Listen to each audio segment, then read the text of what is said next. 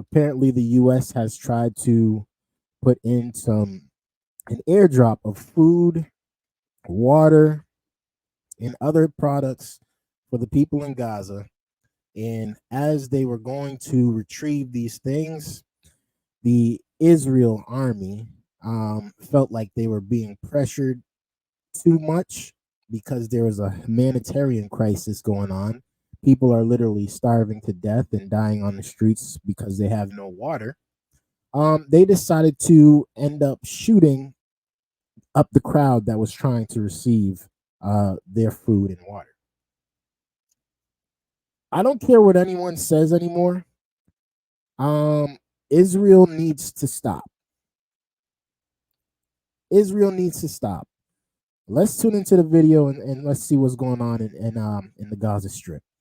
Eyewitnesses and the Hamas-run Palestinian Ministry of Health say that more than 100 people were killed in what is being described as a chaotic incident as IDF soldiers opened fire as people were trying to get food from aid trucks. CNN's Jeremy Diamond is gathering new details. He's been picking up some new reporting. Jeremy, bring us up to speed here. Well, first of all, Kate, I think it's important to note that the aid situation, the humanitarian situation in northern Gaza is just so desperate. And that seems to be part of what led to this scene. Hundreds, if not thousands of people surrounding some of these aid trucks that were able to enter northern Gaza, some of the very few aid trucks that have actually been able to make it in there. And you can see in this video by the from the Israeli military, the crowds of people around these trucks. But what appears to have happened is that the Israeli military opened fire on some of these people who were surrounding these trucks. An Israeli military official telling us that the crowd approached the forces in a manner that posed a threat to the troops. And they say that those troops then responded with live fire. Now, eyewitnesses on the scene have told us that Israeli tanks as well as drones opened fire on this crowd. And that following that, there was a chaotic scene.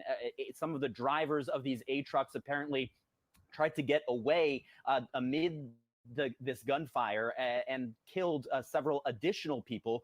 We were told that 104 people were killed in this incident, 760 people injured, according to the Palestinian Ministry of Health. It's not clear yet. 104 people dead, 760 hurt. Nobody seems to want to be talking about this on the U.S. side when it comes to Israel and how much people they are actually killing daily.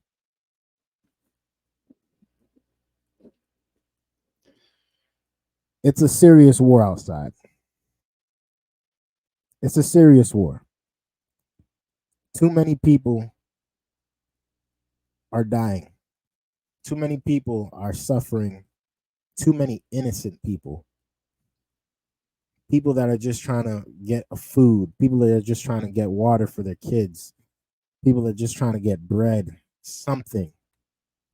And this is extremely sad. Extremely sad. I mean, I can't imagine. I can't imagine living out there right now. How many of those were killed by Israeli gunfire versus by these trucks and the ensuing chaos. But our eyewitnesses on the ground indicate that it was the Israeli gunfire that prompted some of those trucks to flee the scene and in the process run over some of these individuals. But we are still working to gather additional details. The Israeli military says for its part that the incident is under review. And they are also saying in a statement that Gazan residents surrounded the trucks, looted the supplies being delivered, and that during the incident, dozens of Gazans, they say, were injured as a result of pushing and trampling. This was clearly more than just pushing and trampling, and we have eyewitnesses making very clear that the Israeli military did indeed open fire on these individuals as well. Now, we should note that this is only happening because of how desperate the humanitarian situation is in northern Gaza. Very few aid trucks have actually been able to make it in there. The World Food Program recently suspended aid deliveries to northern Gaza, saying that it was too unsafe. Part of that has to do with a lack of coordination with the Israeli military to get those trucks into a war zone safely in a way that they are not targeted. And it also has to do with the fact that the Israeli military in the past has targeted police officers who have been around those aid convoys. And so there is very little security for these. You combine that lack of security, you combine that with the fact that people are on the brink of famine in northern Gaza, and then the Israeli military also being on the scene. And this is the situation.